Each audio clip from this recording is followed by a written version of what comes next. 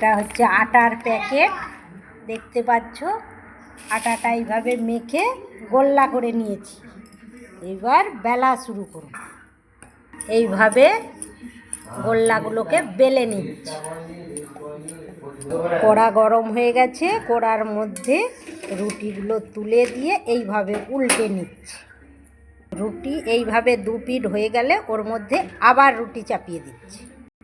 এইভাবে একটার পর একটা এক পিঠ করে রুটি হয়ে গেলে উল্টে উল্টে ভেজে নিতে হবে।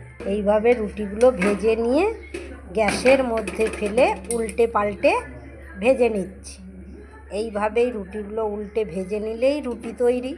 একসাথে অনেকগুলো করেই রুটি ভাজা যায়।